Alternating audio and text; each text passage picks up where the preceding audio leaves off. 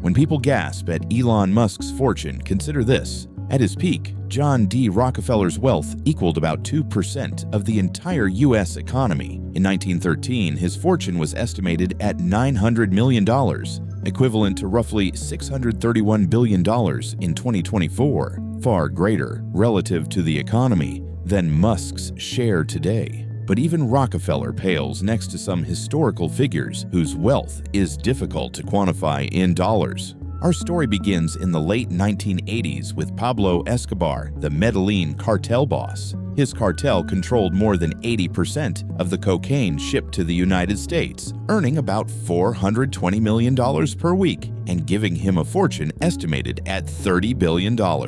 Escobar's wealth was almost entirely in cash, so he spent a fortune on rubber bands to store it and reportedly lost large sums to rot and rats, proof that hoarding cash is its own problem. We then jump to 1945 and the Soviet Union. Joseph Stalin owned very little personally. He was known for his pipe, books, and plain uniforms, but he had something more valuable: total control. Under Stalin, a huge share of the USSR's resources was directed to state-controlled military and industrial projects. Jokes or dissent could land a person in a gulag or worse. His power illustrates that wealth isn't always about personal riches. Sometimes it's about command over an entire economy. From dictatorship, we move to demagoguery. Adolf Hitler started as a struggling artist, but after becoming chancellor, he exploited the system. He copyrighted his image and speeches and arranged for newlyweds to receive his book Mein Kampf, earning about $1 million a year in royalties.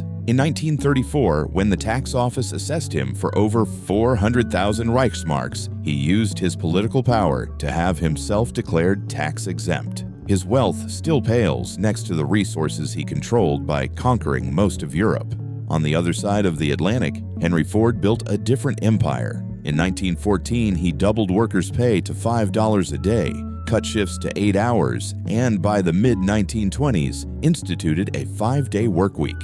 This high-wage policy reduced turnover and allowed Ford's assembly lines to churn out Model Ts so efficiently that production time dropped from 12.5 hours to 93 minutes. By making cars affordable and paying workers enough to buy them, Ford helped create a broad middle class, a kind of social wealth that doesn't show up in net worth rankings.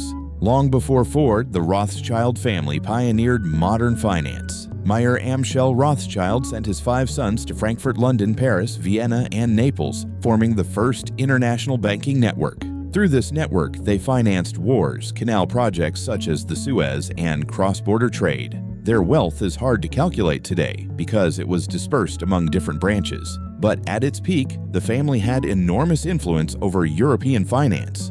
Next is Jakob Fugger, a 16th century German banker, sometimes called the richest man who ever lived. Contemporary journalist Greg Steinmetz estimated that his fortune equaled about 2% of Europe's GDP, roughly $400 billion today. Fugger financed emperors and popes, but he also built the Fuggerei, a social housing complex founded in 1516, where tenants still pay just 1 Rhenish guilder, about 88 cents, a year, and must say 3 daily prayers for the Fugger family. His wealth shows how banking could influence politics and society long before modern capitalism.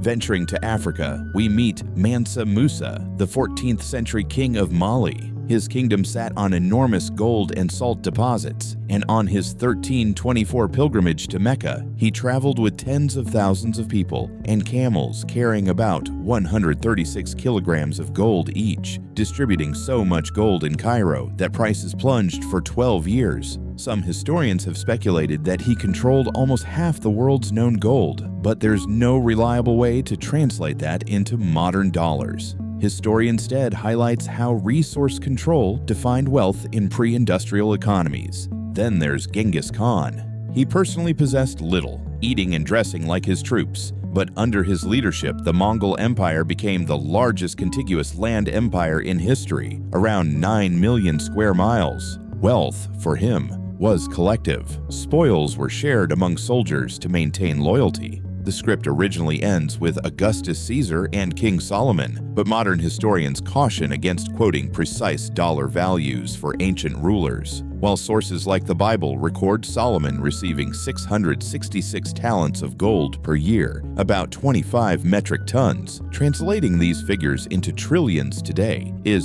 speculative. Similarly, estimates that Augustus controlled trillions by owning Egypt are rough guesses based on his control of Roman revenues rather than hard financial data. So who is the richest? Rockefeller's personal fortune remains one of the largest verifiable personal fortunes, but Stalin, Mansa Musa, Genghis Khan, and Fugger all controlled resources or economic power on a scale that dwarfs individual wealth. The lesson isn't a ranking of dollars. It's that definitions of wealth change over time, from piles of cash to political power, from shares of GDP to control of gold mines and railroads. By acknowledging these contexts and avoiding mythical numbers, we see that comparisons across millennia are more about the nature of wealth than about who had the biggest bank balance.